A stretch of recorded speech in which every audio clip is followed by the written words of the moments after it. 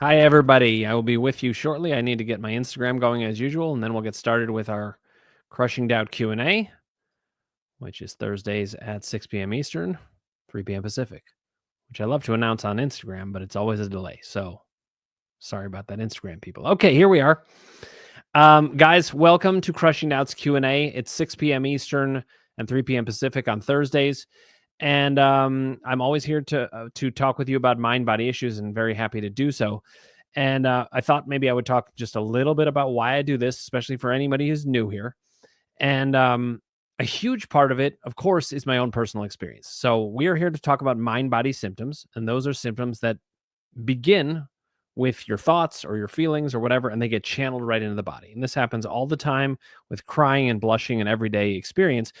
But what I didn't know when I developed my back pain that then lasted 8 years is that it can go into any system of the body, and it can express pretty much anything. So we are expressing ourselves emotionally and mentally in our bodies all the time.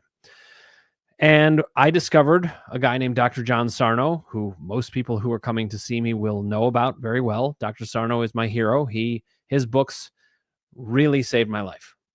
Because when I started reading them, it was the first time that things actually began to make sense. I just believed that there was a structural issue. There was, something wrong with my back, and that I wasn't going to get better. There was no reason for me to believe I was going to get better. And he described how that's not the issue, and how it doesn't actually make sense, and the studies don't support that.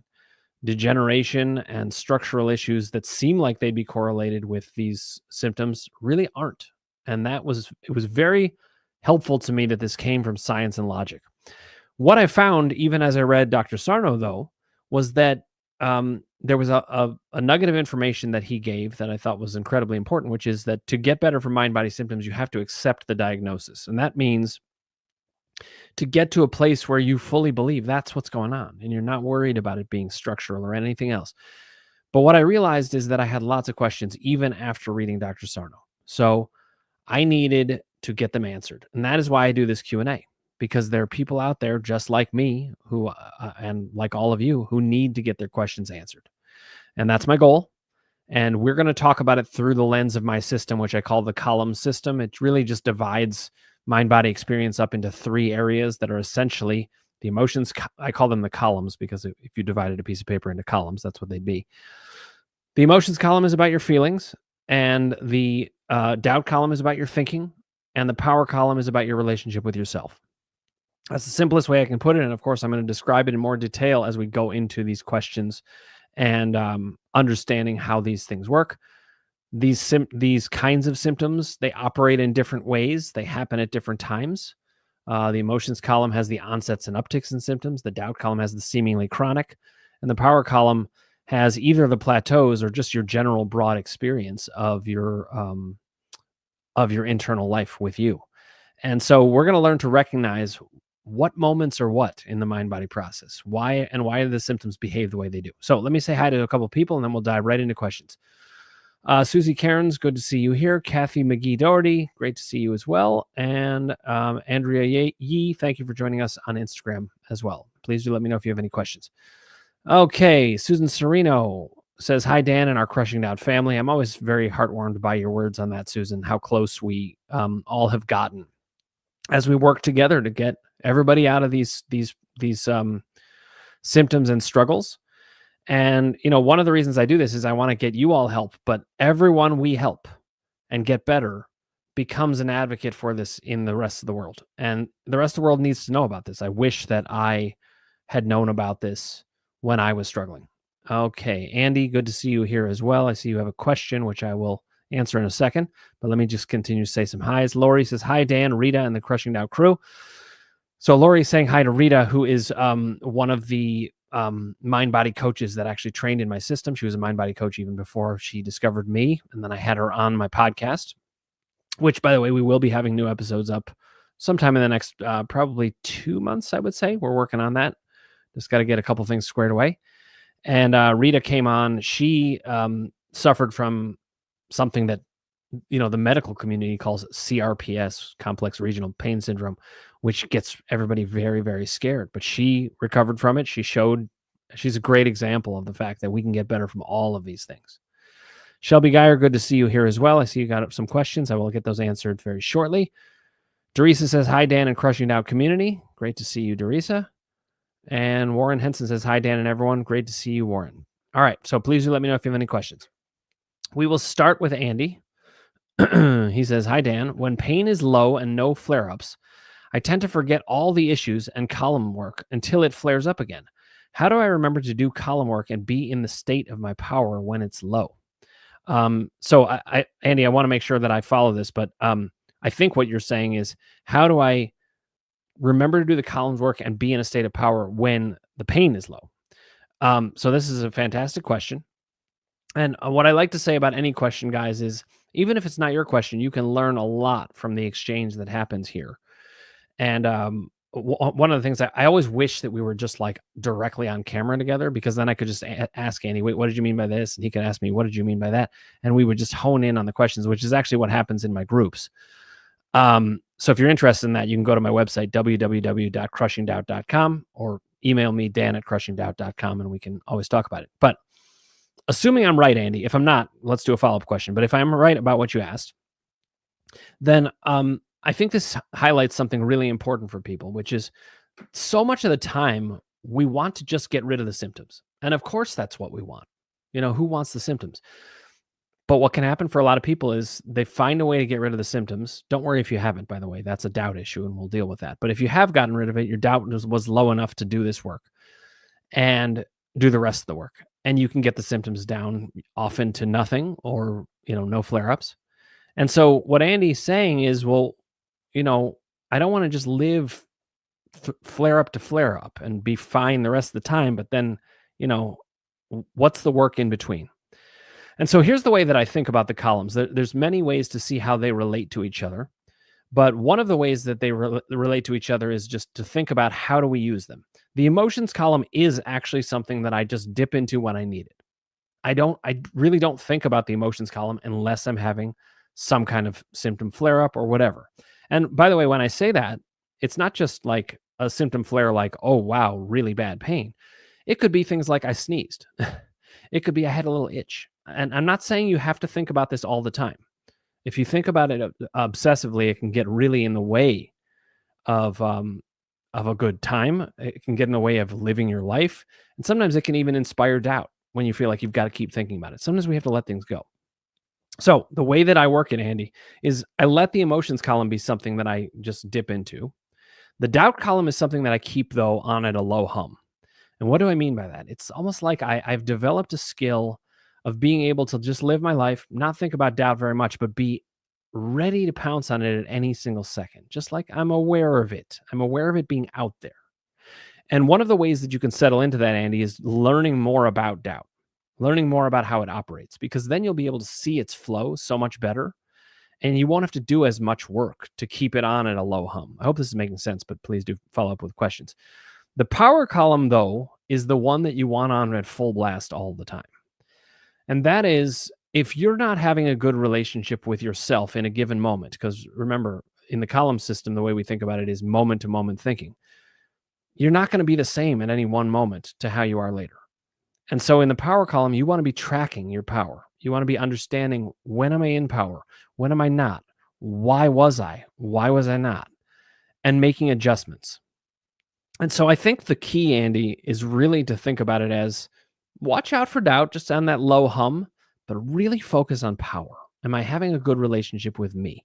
And there's many ways to do that, Andy, but in the power column, there are two main tasks. One is to form your core narrative, which is a retelling of the story of what I call your core suffering self. It's like all the good stuff you put aside for a second, a couple minutes, an hour, however much time. And you recognize how you've suffered so that you can really sit with it, have the good self-empathy, get in your own corner. And that helps you put the past away. But the key to living in the power column, once you've done that, is assessing and adjusting for power. And that's, really just paying attention to the moments and learning to recognize, when are you in power, out of power, and why or why not? And learning that there's things that you can do to make that change. So when you say, how do I remember to do columns work? I would say this: use the emotions column when you need to. Don't worry about it otherwise. make sure you're just looking out for doubt. And it's only if it gets really high that you really need to activate it. Otherwise, you're just looking out for it and making sure that it doesn't gain too much ground or cause too much trouble. And then you want to spend time in your power column. Now, Andy, this is one of those times where I know the system so well because I created it from my own mind and it's kind of the way that I think, that I'm not always sure it's going to translate to another person. So I want you to follow up and say anything about, what made sense to you about that, or if you need to know more. But that's the basic gist. You got to know what these columns do. Okay? I hope that helps. Darlene, good to see you here on Instagram. Thanks for joining us. Shelby Geyer says, why does it seem I'm getting worse at times? I try not to compare, but last year at this time, I was walking a few miles. Now it's like a quarter of a mile at a time. And I get so symptomatic and anxious. Now you said, sorry, posting all 3 questions. If you can't answer all, I understand. At the moment, Shelby, it looks like I'll be able to fit them all in. But let me just tackle them one at a time. Okay, it's so interesting. Every time you guys ask any question, it ends up being a really important question because it always highlights something that I want to share with you and help you to use to get better. So one of the things I want to highlight here is the idea of moment-to-moment thinking. What it means to have mind-body symptoms. First of all, it's the human condition. We all have mind-body symptoms. We're never going to be the same at any given moment, especially because of emotions column stuff. But doubt as well, and power, they're all shifting. You're never the same at any given moment. So when you say, why does it feel like I'm getting worse at times? Here's my immediate thought, Shelby, is it's because you're in a worse state of mind. You can be in a better state of mind or a worse state of mind at any given moment. And wherever you're at is going to determine what goes on. So I mean this is good news, and I hope it's helpful, but you're not worse than you were last year. You are worse at this moment than you were at that moment last year. Now, sometimes that can feel consistent, like that's happening a lot, or it's really been that way for most of this year versus most of last year. But again, if you really believe in the mind-body process, and you really believe that the mind is the dominant factor in your physical life, which I definitely do, and I'm working on helping you do, then you know that this is about your mindset got worse. It's nothing else. And I cannot stress this enough to all of you. The degree to which your mind controls what happens in your body is phenomenally strong. Like unbelievably well beyond anything that I ever expected when I started looking at it. What I've now found is it's more than the vast majority. It's 99.9999999% of all of my physical symptoms are driven by mind-body stuff. I mean, yeah, if I don't get a lot of sleep, I can have some effect. If I don't eat for a while, I'm going to get hungry. I am a human being and we have needs, but beyond the basics, almost everything is mind-body. And so, Shelby, that's my first answer to you. Let me also say that to address the audience in general about this. My answers, they're usually going to be my first answer. And why do I say that? It's not because my answers aren't good or not complete. It's because you have a mind of your own. And so whatever I say to you is going to inspire something in you. And what I have found is that we get better from these conversations. It's one of the reasons why I like to be out here in the group and in the community as much as I can be, because it's in the conversations that we get better. And we've got to see, where does your mind go from what I say? So, Shelby, you asked a couple of other questions. I will be getting to those, but let's do some follow-up on this. I'm going to answer at least one more of your questions for now, Shelby, and then I might hop to someone else and come back. Okay, Shelby then said, I literally feel like I'm losing my mind with brain fog sometimes. Like can't even think straight or remember anything. It's scary. Horrible health anxiety. Okay, I'm going to tell you how I would think about this. This is for Shelby, but it's for you all. I just want to kind of model how I would think about this. So, some of this, what I'm going to say, comes from the advantage of how certain I am about these things. And Shelby, you're not there yet, but we're going to work on it. And what I want to do is make sense of this, because I have this overarching structure, which is you make sense and your symptoms make sense. That's how we bring down doubt. So the first thing is, I understand you're getting scared about this, but I can give you a very good explanation of why it's happening from a mind-body perspective. Brain fog, in fact, well, I'll say it this way. There are a lot of symptoms that tend to mean the same thing for everybody. And a good example of that is spasms, back spasms or spasms anywhere else in the body. They are almost always, if not always, connected to fear. They make us afraid. And because they're making us afraid, we can know that that's what's underneath. The things that the body makes us feel are the things that we're feeling inside emotionally. So if the symptom makes us scared, we're scared. The symptom's making you not able to think straight. It is expressing the very thing you're struggling with in your mind that you can't get it straight in your own mind. So it's interesting because it's like this physical process is saying to you, Shelby, this is what's going on inside. This is what's going on between you and you. And we need to get to certainty. Now, that's what's happening in terms of why the symptom expresses it the way that it does.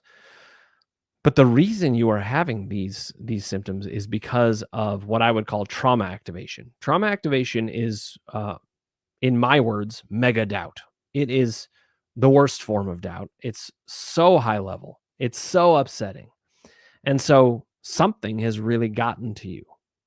And we could trace it to when your brain fog is worse at certain times, there's going to be something right then. In the emotions column, because this is an onset or an uptick, we want to be looking for what's the thing that happened right in that moment. It's right then. So I understand that you can get scared by it, but what's happening there is doubt is taking this emotions column event and running with it. And then it creates horrible health anxiety, which is, a lot of times doubt comes in because we cannot sit with the emotions. I want to help you recognize that's all this is. And if we can get you to sit with the emotions, and especially if we can then slide over to the power column, which, by the way, the emotions and power columns are both emotional columns. But the emotions column is simply where you gain awareness. The power column is when you decide what to do about it. We need to do some power column work if we can get there. But here's the flow of the columns, guys. This will be good for Shelby and for everybody. You bring down doubt, and then you learn about your emotional experience. You gain more awareness. And then once you've got that awareness, you figure out what to do with that, which is to flow into the power column. You do the work in the power column. So bring down doubt, learn about emotions, flow into power. And for you, Shelby, we can't get to do that other work because doubt keeps pulling you backwards. And that's by design. It's trying to keep you away from doing the rest of that work. Okay, let's do follow up on that one as well. Jojo Relaxing, thank you for joining us on Instagram. And Laura Brown, thank you for joining us there as well. All right. Let's see. Susan Sereno, good to see you here. All right. Susan says, hi, Dan. As you know, I had 2 surgeries, shoulder replacement and cataracts. Do you think the fact that I still have problems after the doctor said everything is fine is due to fear and TMS? First of all, TMS is tension myositis syndrome. That is what Dr. Sarno called mind-body issues. It goes by many different names. I'm very fond of the term TMS because Sarno used it. I call it mind-body issues or mind-body symptoms. But it's actually all the same. So here's her question. Do you think the fact that I still have problems after these surgeries and the doctor said everything's fine is actually mind-body? And the answer to that is a definitive yes from me. But it doesn't matter what I think, other than that it's useful information for you to kick around. It matters what you think. And so, Susan, you don't get convinced of that yet, and you're asking for that reassurance, which I'm happy to. I'll give it to you. You can ask me 1,000 times, and I'll give it to you 1,000 times. It's never going to be too much. But what I want to do is have that click for you where you can believe it. And so, first of all, I'll say this. If they're saying they did a procedure that was supposed to fix the supposed structural issue that was causing the problems, and it didn't fix it, that means, and it didn't fix it, or the symptoms continued, or however we want to describe it, that means that was not the source. That was not the source of the problem, which is not surprising to me at all, based on everything I know. And I've done a lot of research on this, especially as I was writing my book. I found over and over and over, all of these structures do not correlate to the pain and other symptoms. So the fact that you're still having a problem after the doctor said you're fine, yes, it's mind-body. And in fact, we have other signs that point me in the direction of it being mind-body. For example, sometimes a lot of times you don't have symptoms during the day. When you do, it tends to be when you're cleaning, which you seem to have feelings about, which is totally fine and normal, but it points to the fact that this is not an accident. And most of your symptoms are at night.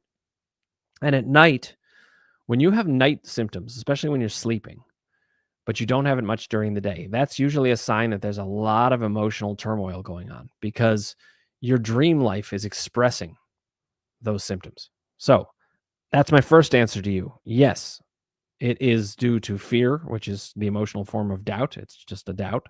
Even though people can think it is an emotion, it's actually more of a doubt. And mind-body symptoms. That's my first answer, and I want you to follow up as needed. Okay? All right, I'll bounce back to you, Shelby. Rita, good to see you here. Thanks for joining us. Shelby said, you've kind of answered this before. That's fine, I can answer it again, and sometimes answering it twice or 3 times can crystallize the information. How do I replace this repetitive thought?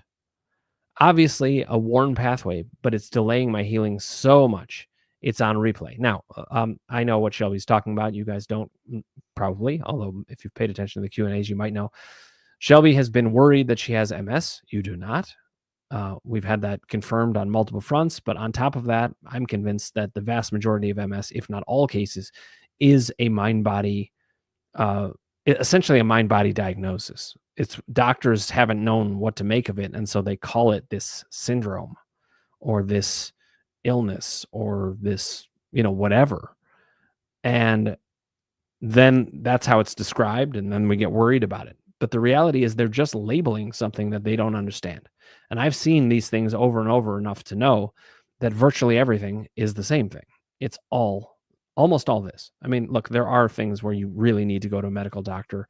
Anything that it could be potentially life-threatening, go to a medical doctor. But Shelby, I know how your mind works. Right there, you probably said, oh no, is he saying that this is it? No, I'm not. I'm definitely not saying that. But that's where your mind goes. So now here's the question. How do I replace this repetitive thought? Well, there's a couple ways that we can do it. But in the doubt column, there are 3 levels of doubt as I see it. Level 1 doubt is this mind body, or is this possibly something medical or structural that I really need to worry about? And we resolve that with science and logic. Level 2 doubt is my symptom harder to conquer than other mind-body symptoms? I know it's mind-body, but is it harder to conquer than others? There are certain examples of that I'm not even going to label, because if I label them, it actually builds in more level 2 doubt. So I'll leave that alone unless people have specific questions about it. And level 3 doubt is doubt about whether you yourself can get past this. Now, Shelby, I would say that you've talked to enough people that you probably know the science and logic. If you don't, though, we got to dig into that more. I know you know some of it, but maybe we need to dig into that more, because you still have level 1 doubt. You still think this could be medical. It's not, but you think it could be. We need to dig into the science and logic there. However, I don't think that's the key place to get you better from those repetitive thoughts. The key place to get you better from the repetitive thoughts is to get you confidence that you can have a good relationship with you. This is a power column issue, which is the same as what I was saying before in your other question. Everything's pointing to that we need to do power work, but doubt is keeping us away from getting into the rest of the columns. And that's why doubt has to come first. If doubt doesn't come first, you don't get very far. It disables that capability. So you're going to replace that repetitive thought once you are able to be certain about anything. I think what you'll find, Shelby, is if you look deep inside yourself about how your relationship has been with you, I bet you haven't been certain about anything, maybe in your whole life. And recognizing that will show you why you're vulnerable to any scary repetitive thought. Maybe it's this, maybe it's this, maybe it's this. And you can never say, no, I'm certain. So when I got better from the back pain and I started to feel more powerful, I started to get certain about not just the back and not just mind-body issues, but actually I got more certain about everything, which doesn't mean I'm certain about everything all the time. Nobody is. But when I'm in power, I'm pretty certain about my stance on virtually anything. And Shelby, I think you're not certain about much of anything. I don't mean that critically. I actually mean it supportively, and I hope that helps. Let's do follow-up questions, okay? Shelby then said, buying into mind-body 100%. Eek, definitely need power for that. Yes, you do. 100%. Yep. Shelby, think about it. You know me pretty well by now. And you know how confident I am about these things. You know how certain I am about these issues. There is literally not a person or anything that anyone could say to me when I had a twinge in my back that could get me to think maybe this one's structural. Never. I've seen too much. I've alleviated too many symptoms. I read Sarno and he was completely correct. I wrote an entire book on it with tons of research in it. There's so much information and all of it points in the same direction. All of the logic of it even points in the same direction. Our entire philosophy and history and literature of our entire human race all points to the fact that we all know all of these facts. Guess what? The only times we haven't known these facts are in Western medicine from the 1960s on.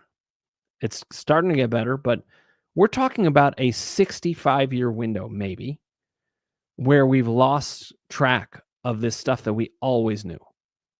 I'm telling you, Shelby, you've read my book, but go back and read the literature part of that evidence chapter, and it'll show you we've known this always. It's only recently that we bought into well, here's what we did, and it's so interesting. We invented these machines, we created them, and then we think they have the power to show us things. We think they're better than our brains, and I can guarantee you there is no machine better than a brain. The brain is just amazing. All the things it can do, compare it to any machine or computer or anything, and you're going to find the brain is by far the most powerful. So Shelby, to buy into mind body, I think you do need certainty in yourself. And I know you said eek, but it can happen much faster than you think. What I want you to do is start entertaining the possibility that you could become powerful. That will be an interesting thing. Maria Llewellyn, thank you for joining us on Instagram. Okay. Andy says, thanks, Dan. Is PCOS, polycystic ovary syndrome, TMS as well? That's a really interesting one. So first of all, as a man, I tend to be pretty careful talking about, female anatomy. There's a lot I have to learn there, but I have talked to lots of doctors about it, including medical doctors. I've talked to a lot of women about this. And here's what I would say about it. I can say with certainty that polycystic ovary syndrome is driven by emotional experience. Now, what then happens? So when we have a mind-body experience and it becomes physical, if we are on very, very high alert, if our central nervous systems are revved up for a super, super long time, we can have things start to happen that can get even more out of whack. But you know what? It takes a lot.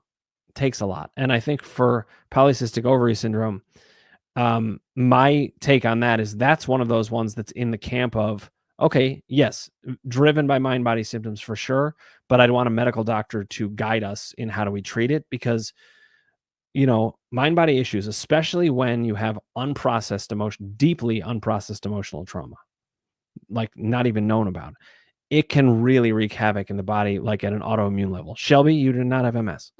I needed to say that right then because I know where your mind went. But Shelby's a great example of this. If you're processing this much at all, these things don't tend to happen.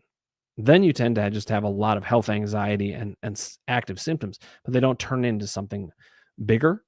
Polycystic ovary syndrome, I think it's quite treatable by doctors, and I also think it's quite treatable from a mind-body perspective, but I'd want to make sure a doctor took a look at it to make sure that they're getting the medical care they need. Andy, follow-up questions as need, okay? Dorisa says, I'm just like Shelby. Thanks for answering. Okay. Well, hopefully that was helpful. Sometimes it's especially helpful to hear it outside of yourself. So let me talk about my groups a little bit, because this is one of the things that can happen that is also different than here, but somewhat related. All of my resources are available on my website, www.crushingdoubt.com. And, if you wanted one resource that gives you everything you needed, like if I could just recommend one resource, it is my book, because my book tells you it is the most comprehensive thing I could possibly have created on everything that I would want to say to you. And that's one of the reasons it took so long, was I had to edit it down to manageable proportions and just make it the best book it could be. The book is available either on my website or on Amazon. If you're out of the US, order it from Amazon. But in the US, if you wanted one that was signed by me or sent directly from me, you can order it at www.crushingdoubtbook.com. And actually, I'm currently running a promotion on my seminars. That's um, the next resource I can tell you about. The seminars are 8 classes basically that I taught, and they're pre-recorded, and they teach you everything you need to know about the mind-body world. Why does one person say this and another person says this, and how can you make sense of it all? Because that's a lot of the questions that I get. Why? Who should I trust? What should I do? And the answer is it depends on the moment. So we need to explore that. So the seminars are available on the website. My book is available on the website and at Amazon. And then my group memberships, which by the way, I'm in the process of shifting them around. So you may see some changes on the website about that.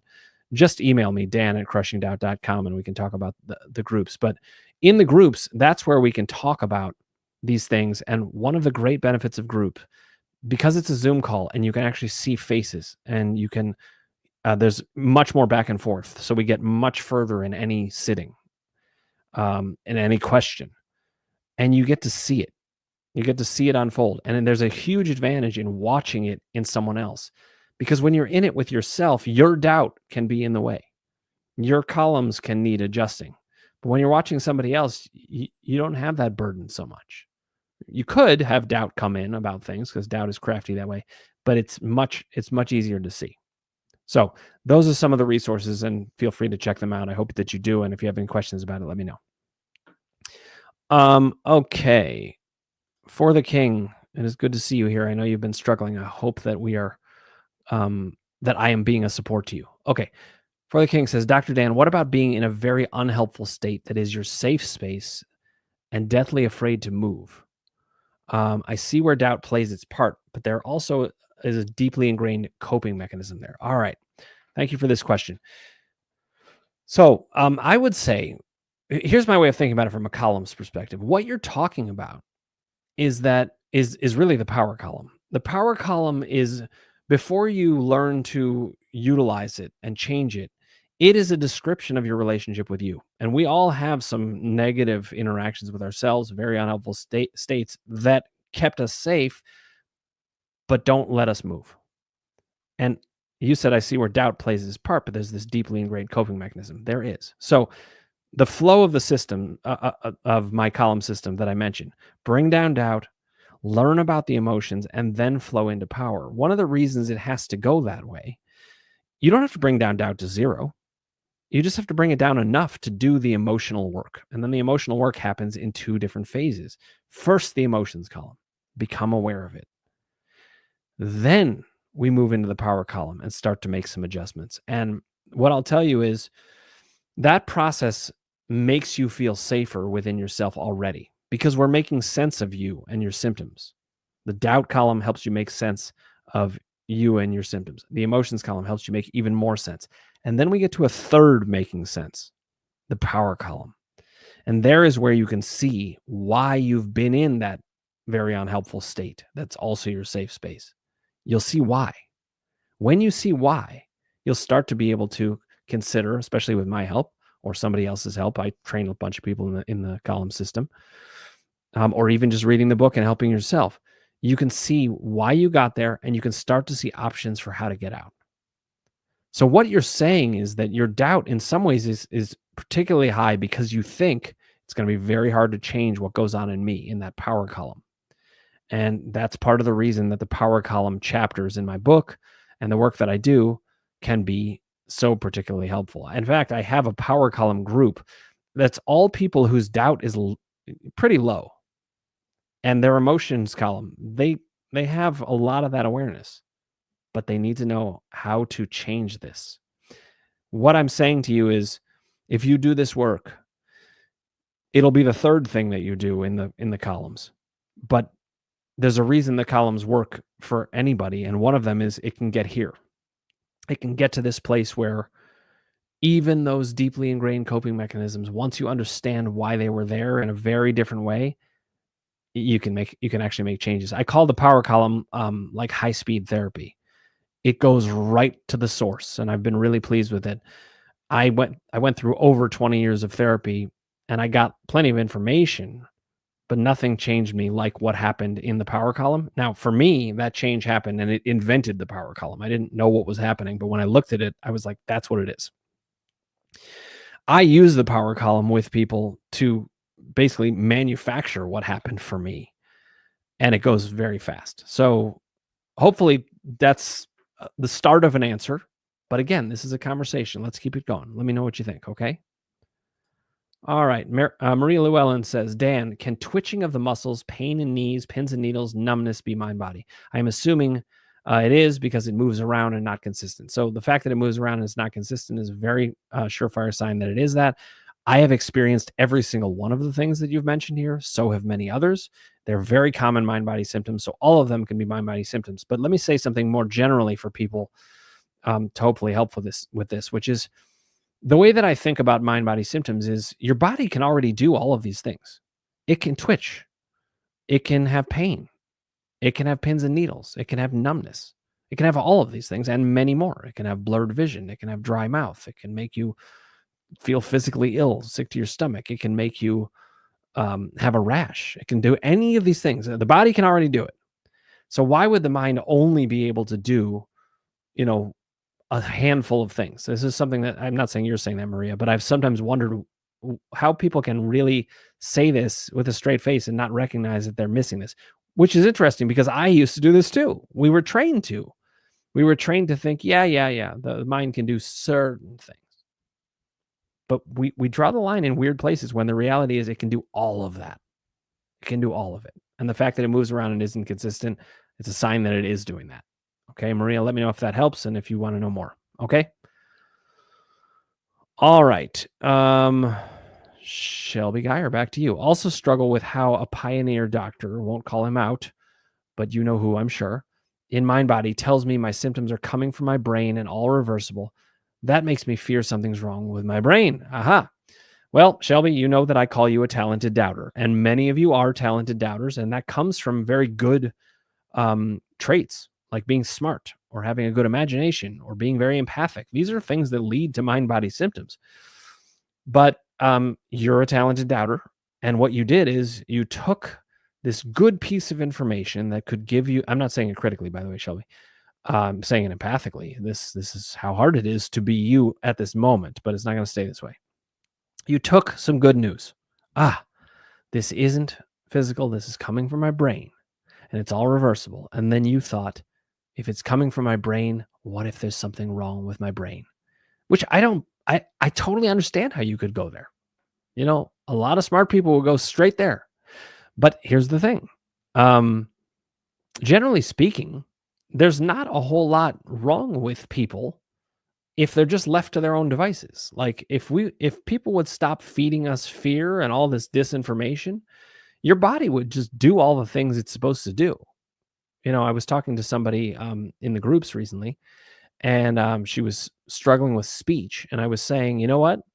All we need to do is to get you into a good mental space. If you stop thinking about speaking altogether and you're just in a good mental space, you'll speak normally.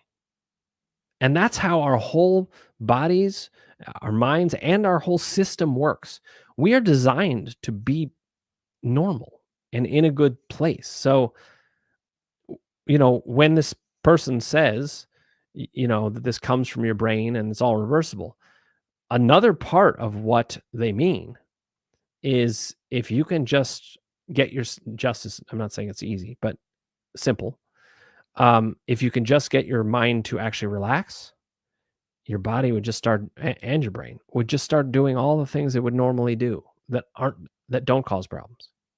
So again, this is pointing to the power column. I mean, this is good news, by the way, Shelby. Look at how everything's pointing in that direction. And that's what's going to end up happening for you all. There's going to be one particular column that is your central column of the moment. And we're going to need to work at that. So Shelby, let me know if that makes sense to you. Okay, by the way, if I missed a question, just ask it again. Let me know. I didn't mean to miss anybody. Okay, Maria then said, can the mind choose the scariest symptoms because I am particularly afraid of MS and ALS? The mind often chooses the scariest symptoms because if it wants to scare you and it wants to get you to protect yourself, which is what the doubt column wants to do, it will choose the scariest symptoms. It also tends to choose the most believable symptoms. So those aren't necessarily the most believable for some people, but it's all going to depend on the mind of the sufferer. Now, let me get to the heart of what you're most worried about here, because I can alleviate this, I think. So, Maria, typically speaking, first of all, MS and ALS, these are things that I think need to be studied more. I'm not a medical doctor, so I'm certainly not qualified to say how to treat these things. But when medicine doesn't have a good way of treating things, it actually should be a sign to us that maybe we're wrong about it. Maybe we don't have the right idea about this. And given all the other mind-body stuff that goes on, we should be looking at this. Let's take the adverse childhood experiences study. This is a study that showed and has been replicated many times, a study of 17,000 people that showed that people who had adverse childhood experiences, which were defined as various childhood traumas like substance abuse, sexual abuse, physical abuse, emotional abuse, the death of a parent, substance use in the home, incarceration in the family, things like that, that really disrupt a family. When people had that, they had a significantly higher rate of things like diabetes, heart disease, and cancer. But here's part of the missing link in that, and I've studied lots of different things to come to this conclusion. It's really not just about having those experiences. It is about having those experiences and not processing those experiences. So it tends to be people who are really emotionally unaware, not in touch with their feelings. They don't tend to be very worried either. And a lot of them tend to be like super goodists, which is what Sarno called people who are always taking care of people. It's not a problem to be a goodist. It's not a problem to worry. It's not a problem even to have trauma. None of those things are the things that will put you at risk for very serious autoimmune stuff. What will is unprocessed trauma. That to me is the number one biggest risk factor, other than some major environmental factors. But you know what's interesting? Like people say, well, people who are at 9/11, first responders and things like that, they have such high incidences of cancer and things like that because of the toxicity of the environment. And that may be. That may be the driving factor, but I don't think it's the only driving factor. And it doesn't even make sense to me with all I know about mind body, because it's also super traumatic. I mean, who could be okay in that situation? So Maria, I got off on a tangent there, but I would say, Maria, you don't have anything to worry about because you are worried. Those aren't things that tend to happen for people who aren't actually worried about these things, because that means you're processing. Let me know if that makes sense to you. Okay. Okay. Shelby says, I lied about many questions. LOL, the doubts fueling and lovely. And now that you say our mind's so powerful and I feel like I've created something in my body I fear and think about so much. You are so talented, Shelby. So now I told you, that our minds are so powerful, and you've turned it into, well, my mind is a scary thing. Everything is scary to you. And I don't mean that as a criticism. I actually mean it empathically. And it shows you why power column work is the key. Because why are you this scared? You're this scared because of things that happen to you. And I think you're this scared for, multiple reasons that we can uncover. But one of the key reasons, I suspect, is that you were given the message. This is often what is the case in the power column. You were given the message that it's not okay to be powerful. Let's keep exploring this. Teresa said, my RA came back full force. I had to go back on meds. I'm sorry, Teresa. That to me is, it's a big, big flare-up. And sometimes big flare-ups, especially if they have medical conditions like rheumatoid arthritis connected to them, you might need medication to help with that flare-up. That can happen like with Crohn's, for example. But these are still mind-body issues, and they still need to be treated that way, and we can work on this. So I would say, Teresa, let's look at when did it come back? What was going on then? There's something going on, okay? All right, we got a bunch of questions. So I'm going to do a speed round to finish up here. Warren Henson says, Dan, I woke up today and felt terrible. However, I said, screw it, and went hiking, trail running for 90 minutes. I had pain on the hike, but now 2 hours later, I feel better. What does that tell you? Okay, well, I think we're on the same page about it being mind-body. You know that. But what it tells me is that You used your power against doubt. Doubt and power have this very close relationship with each other. And when you're in power, it brings down your doubt. And when doubt goes up, your power goes down. And what it tells me, Warren, is that you said to doubt, nope, I am not putting up with you today. I've learned enough. I don't need to worry about this. And I'm going to go move towards my power, essentially. And so what does it tell me? The more times you do this and the more you believe this and the more you live this way, the less you'll have symptoms. I think, in some ways it was probably a rhetorical question that you asked, but hopefully that's the same answer, and let's follow up as needed. Okay, Karen Isaacs, good to see you here. Sometimes I forget to feel the feelings, i.e. yesterday was a bad headache day, one where I couldn't turn it off as I often can. Rather than beating myself up, I leaned in, cried for whatever sometimes.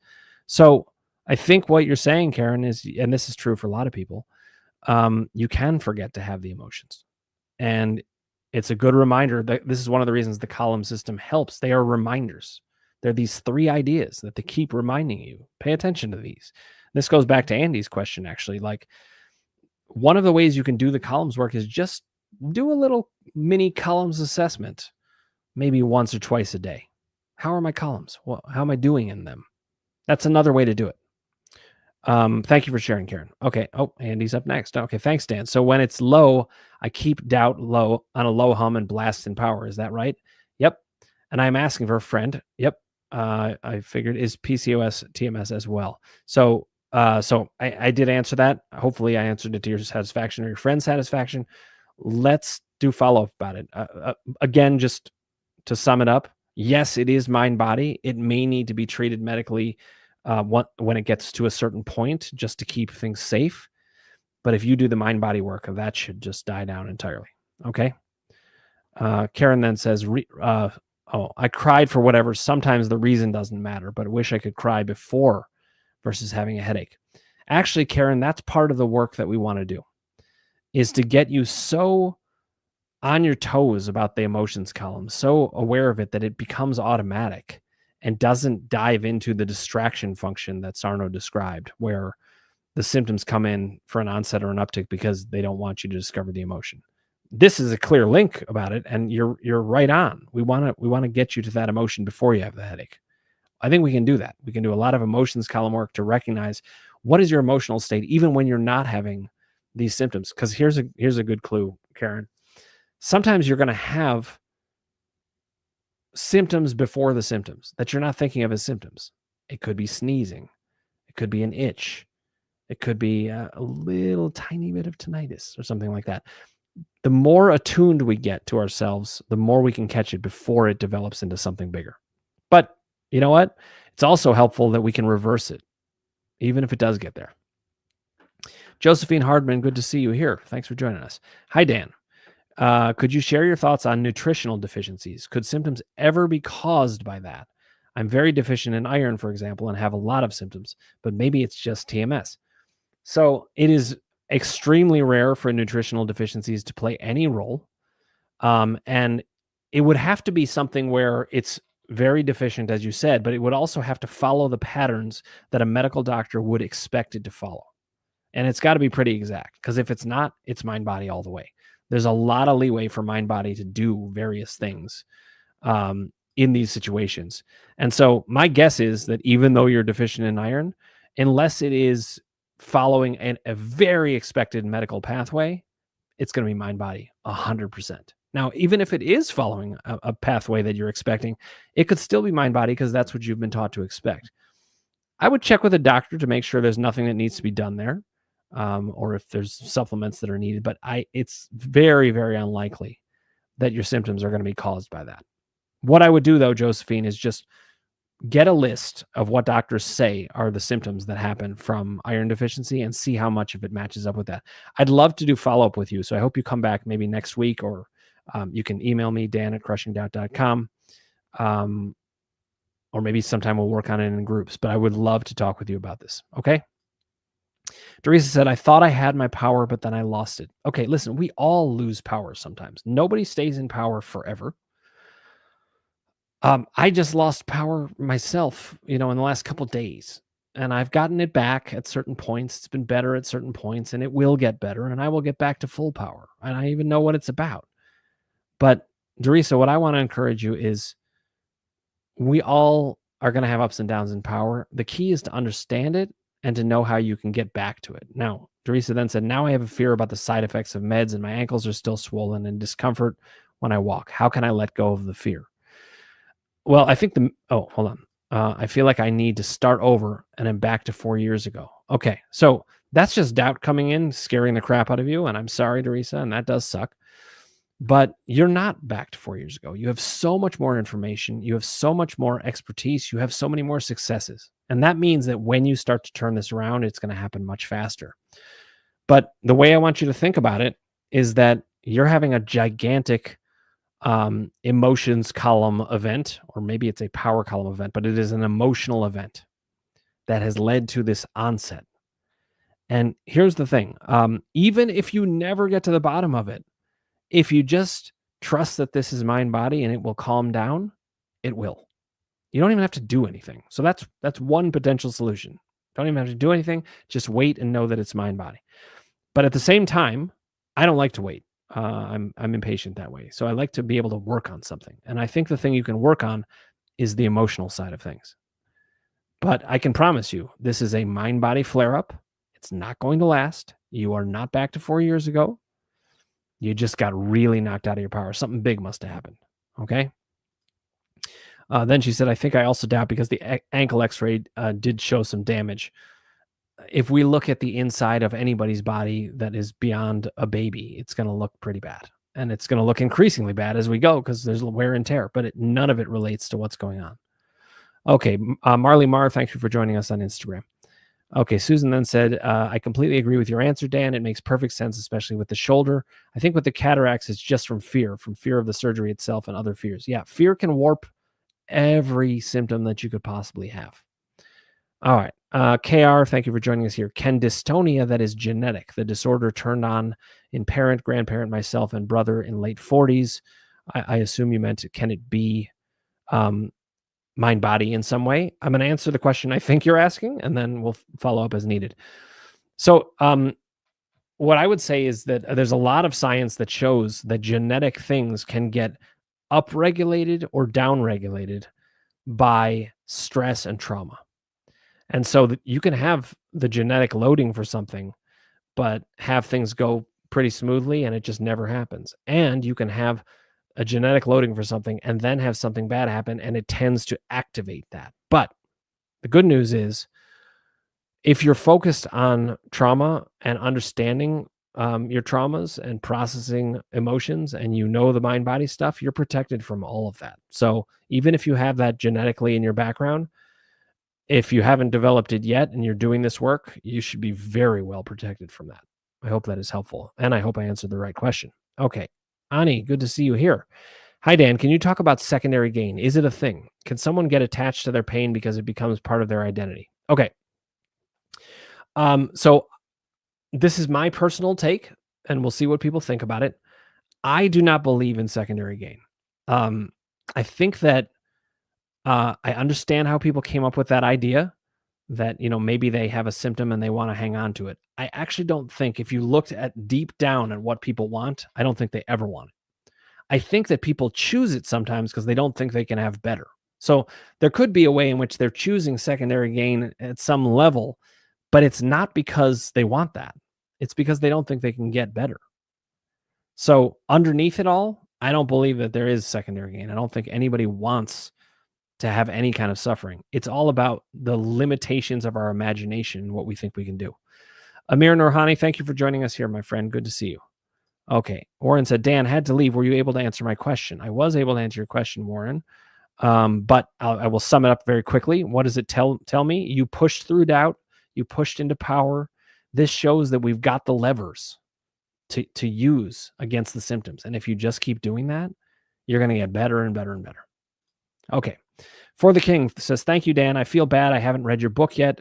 No need to feel bad, but it's out there for you, and I hope that you do get to it soon. Due to brain fog, I'll look for your audiobook. I need to learn about the columns. I think they're going to help you a lot. Okay. I'm working on the audio. Unfortunately, I can get sidetracked on many projects that need to happen first. So that's it's not first in line, but it's next in line, and I'm going to be working on it. Okay. Dorisa says it is totally my mind which overthinks than my brain trying to protect me. I totally agree. Okay, Warren, it is my pleasure. By the way, you guys can watch this again. So Warren, you can look for the more detailed answer that I gave earlier by rewatching. Okay, you can rewatch it on Instagram, on YouTube, and on Facebook. Okay, Shelby Geyer says, thank you, Dan. My pleasure. She says, will you adopt me? Well, I will promise not to leave you in the lurch at any point. I'll make sure that we get you this help. I don't know that we have room for more children in the family, but I love that you feel that connected to me, and the feeling is mutual. Okay. Josephine Hardman says, great, thank you. Yes, would love to talk more. So do email me, dan@crushingdoubt.com. I would love to talk to you about it.